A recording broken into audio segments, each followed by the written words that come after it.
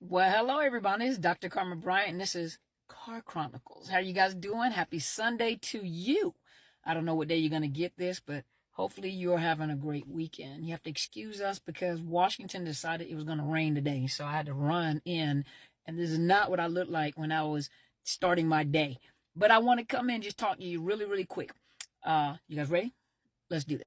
So I was listening to my mother today. Obviously, I was at church and I was listening to my mother. She was ministering and she was really speaking to a lot of broken-hearted people, and the things that were coming up really made me start thinking about a lot of you. And I always think about you guys, whether you see me or not.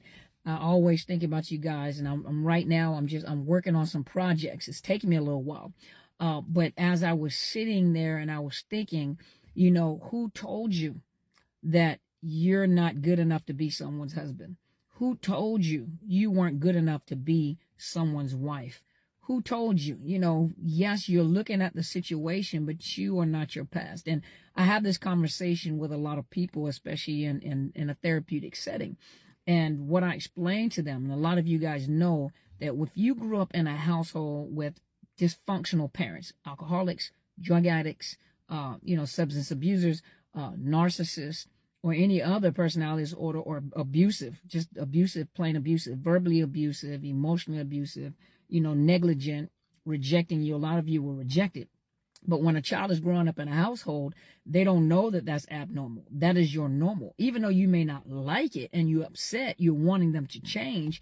A lot of you grew up without affection. A lot of you grew up without touch. A lot of you grew up without someone telling you that they were proud of you. Someone telling you that, that you're their little princess, or you're my little prince. You grew up in a dysfunctional home. And so you're not accustomed to that. You didn't know that that was wrong. You grew up dysfunctional. You grew up, like Telsha would say, a backward walking giraffe. You didn't know you were walking backwards. You thought that was normal, but you thought that was normal. That was your comfort zone. And so when you got out into this world, what ended up happening is you drew predators. You drew predators to those open ports in your heart.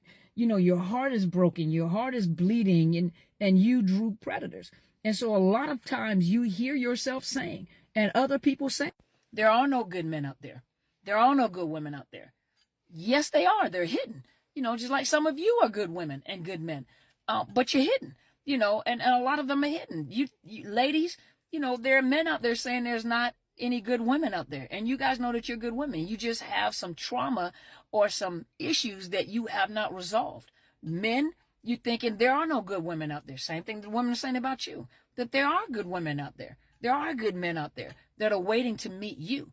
But why would you meet them in the midst of your drama where you haven't healed so that you could tear up another person? Because do you know that the average person that has not healed from their drama, from their trauma, you go right back into another relationship or situationship, and this may not be a narcissistic relationship. You go into a healthy or semi-healthy relationship because the other person may have, some issues going on.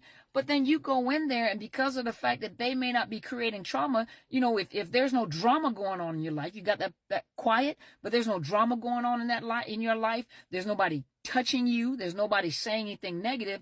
You create your own drama. You self-sabotage, because that's not what you're accustomed to. I've had a woman tell me before that if a man doesn't put his hands on her, she don't think that he loves her. Or if he doesn't cuss her out or say something, that must not be true love, because that's what she grew up with in the household. That's all she knew is listen to her mother or father being cussed out, and then she feels that, if a man does not do it to her, that's not really love. That means that he doesn't really care if he doesn't, lose his cool or hurt her or put his hands on her. Some of you guys, listen, I've even heard people say, ladies, some of y'all just little freaks. That's what you are. If a man don't choke me or talk crazy to me, he must not care. You need some therapy. If you into that freaky kind of stuff, that's y'all. That's y'all. But there's some people that really believe that if he doesn't hurt me or if she doesn't hurt me, because that's the environment you came from.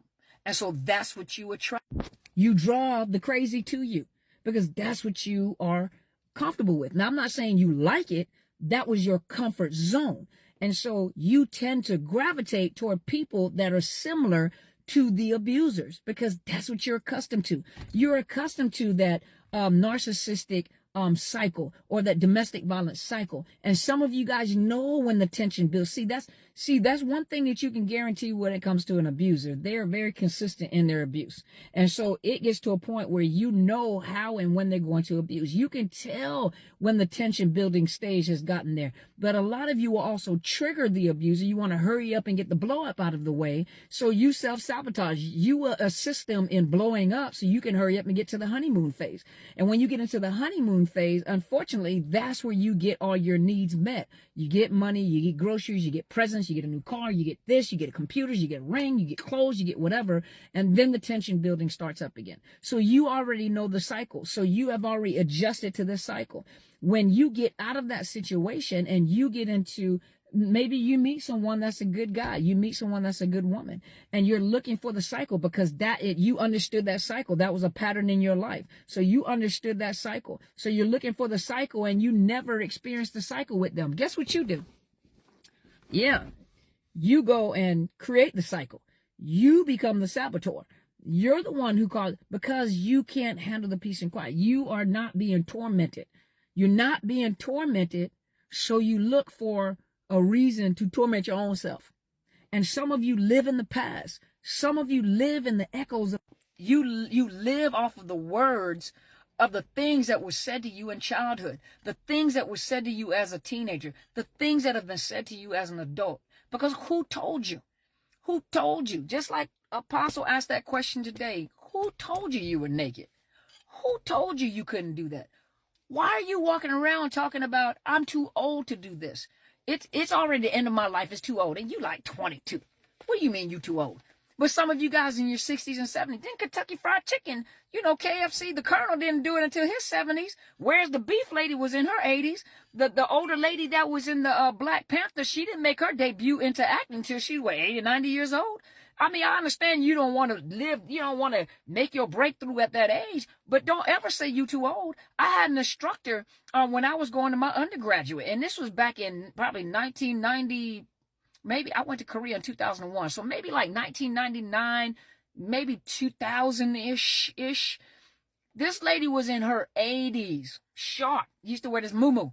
All this jewelry, have these glasses with. She had this pretty cane. This cane was sharp. She was in her 80s. And she said in the era that she grew up with, women were always taught for men to take care of them. She says, I wanted to change that. She got so many degrees. She got, like Bishop Jake says, she got more degrees than a thermometer. She has so many degrees, she said, because one thing that I'm going to do is make sure that I can always take care of myself. Now, whether she was widowed or whether she was single, I think she may have been single. I'm not sure. She never talked about her husband. But she made sure that she was always able to sustain herself. And she was in her 80s. So that, and had energy. And was just a sweetheart. Was a sweetheart.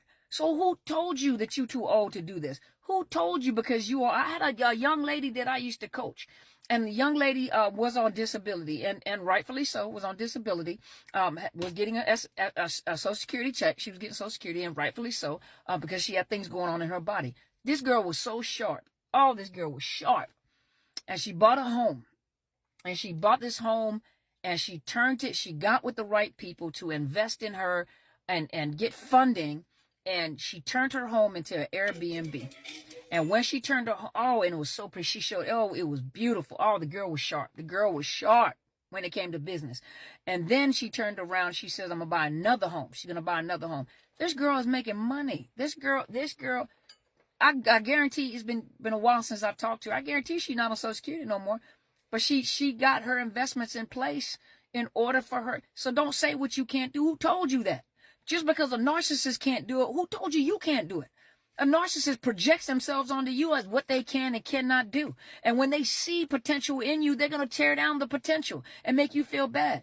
I was told that I would probably never have a business, and I told some dreams I shouldn't have told. And I was told by the narcissist that, probably what happened in your lifetime. I'm starting to live my dreams right now. Everything, not everything, but a lot of things that I said, I'm doing it. He never imagined me owning my own home by myself, because obviously I must have been too dumb to buy a house. Y'all, there go my house right behind the car. So don't say what you cannot and can do. You're living off of the echoes of your past. You're capable of doing it. You're capable of coming out. In the next video to do, I'm going to tell you some of the things to do to get out of it in your mind. Have a great week.